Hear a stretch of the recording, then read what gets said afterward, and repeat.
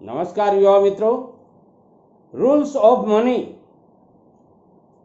या यूं कह सकते हैं हाउ टू बी रिच, धनवान कैसे बन सकते हैं। सज्जनों, हर आदमी की इच्छा होती है कि मैं धनवान बनूं। हर आदमी का सपना होता है कि मैं धनवान बनूं और हर आदमी का बहुत बड़ी गोल्स होती हैं। यदि आपने अपनी गोल्स निर्धारित कर लिए हैं, उन गोल्स को कैसे अचीव करना है, तो आइए मैं आपको 7 टिप्स ऐसी बताता हूं जो टिप्स आपकी गोल निर्धारित करने में आपकी बहुत मदद कर पाएंगी। सज्जनों, पहली टिप है कि कमाए गए रुपए को 30 दिन के अंदर खर्च नहीं करें। जी हाँ सज्जनों, आप कहेंगे कि 30 दिन के अंदर खर्च नहीं करें तो बाद में कैसे करें।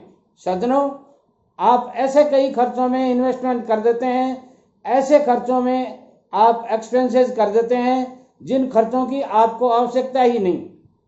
मैं कहूँगा यदि आपके कोई खर्चे हैं तो आप कम से कम 30 दिन उन खर्चों को होल्ड कर लीजिए, अपने पास उस रुपए को होल्ड कर लीजिए और 30 दिन बाद में आपको ऐसा लगेगा कि जिन खर्चों में अपन खर्च करना चाहते थे रुपया, उन खर्चों को करने की कोई आवश्यकता ही नहीं है।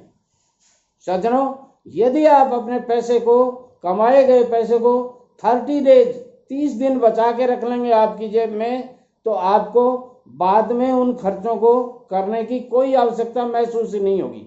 दूसरा नंबर है कि प्रॉफिट का 10% लॉन्ग टर्म में इन्वेस्टमेंट कीजिए। जी हाँ सज्जनों, यदि आप किसी बिजनेस में हैं, आपका मंथली प्रॉफिट जो भी आता है उसका 10%, प्रॉफिट का 10% आप लंबे इन्वेस्टमेंट में कीजिए। उसके लिए आपको, यदि लंबा इन्वेस्टमेंट आपको अभी करना नहीं आता है, तो कोई आरडी वगैरह खुला लीजिए, आप कोई एफडी वगैरह बनवा दीजिए, लॉन्ग टर्म की एफडी बनवा दीजिए।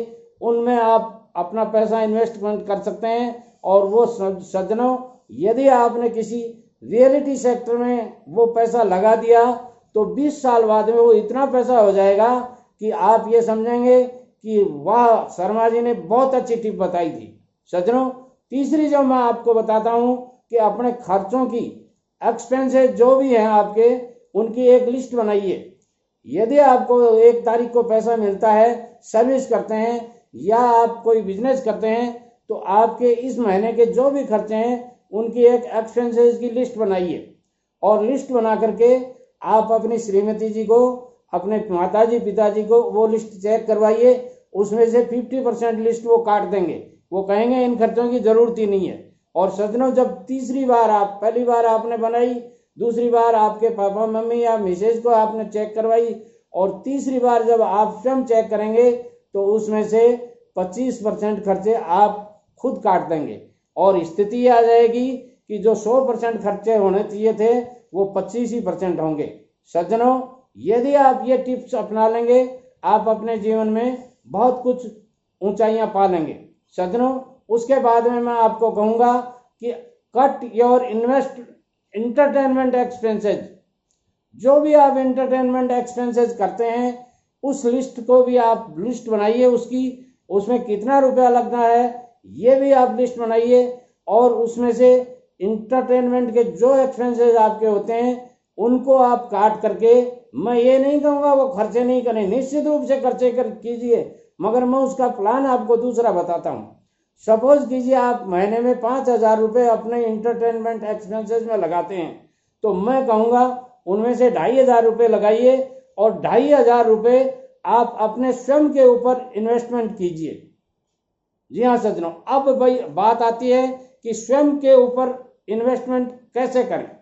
सज्जनों, अर्निंग का लर्निंग सीखो। ध्यान दीजिए मेरे शब्दों को, अर्निंग का लर्निंग सीखो। अर्निंग कैसे की जाती है, कमाई कैसे की जा सकती है, उसकी लर्निंग क्या होती है, वो लर्निंग सीखो। वो लर्निंग आप जिस बिजनेस में है उसकी ट्रेनिंग पर खर्चा कर सकते हैं, और नहीं तो आप बुक्स पे खर्चा कर सकते हैं, और नहीं तो आप सोशल मीडिया के थ्रू बहुत कुछ सीख सकते हैं। ये भी एक तरीका होता है। और सज्जनों, अगली जो टिप है वो ये है कि अपने आप की वैल्यू समझिए। आप किसी भी सर्विस में हैं, किसी भी बिजनेस में हैं, जब तक आप अपनी वैल्यू स्वयं नहीं आंकेंगे तब तक दुनिया में कोई आदमी ऐसा नहीं है जो आपकी वैल्यू को सही से आकलन कर रहे। इसलिए आप अपनी वैल्यू आंकिए, अपनी वैल्यू को बढ़ाइए। कैसे आपकी वैल्यू बढ़ सकती है ये भी बढ़ाइए। और सज्जनों, बचाने पर ध्यान दीजिए, बचाने पर कम ध्यान दीजिए और कमाने पर ज़्यादा ध्यान दीजिए। कई आदमी क्या करते हैं, छोटी छोटी बचत जो घर में रसोई चूल्हे, चाकी चूल्हा इनके अंदर लगे रहते हैं, इसमें बचत कराने में लगे रहते हैं और वो कमाई की तरफ ध्यान नहीं देते। मैं कहूँगा आप कमाने के ऊपर ध्यान दीजिए। इन सब बचत में आप अपने घर में अपनी मम्मी जी या आप मान लीजिए शादीशुदा हैं तो अपनी श्रीमती जी को उनकी जिम्मेदारी दे दीजिए। ये उनकी जिम्मेदारी है, उनकी जिम्मेदारी में आप कतई हस्तक्षेप नहीं करें। ये मैं आपसे निवेदन करना चाहता हूँ। आपका काम होना चाहिए सिर्फ कमाना, और कमाई के ऊपर ध्यान देंगे तो ये जो छोटी छोटी बचत हैं वो आपको देखने की जरूरत नहीं पड़ेगी। सज्जनों, मेरी channel SN. Sharma motivational speaker YouTube पे जाइए, सर्च कर लीजिए, सब्सक्राइब कर दीजिए। प्रतिदिन सुबह 7 बजे और शाम को 7 बजे ये 2 वीडियो मैं अपलोड करता हूँ जो आपकी जीवन की बहुत सी समस्याओं का हल होती हैं। उन वीडियोज को देख करके, सुन करके आप अपना अनुभव बढ़ा सकते हैं, दोस्तों को शेयर कर सकते हैं इन वीडियोज को, और कमेंट्स के द्वारा मुझे अवगत करा सकते हैं। एक लाइक दे करके आप मेरा मनोबल बढ़ा सकते हैं। नमस्कार।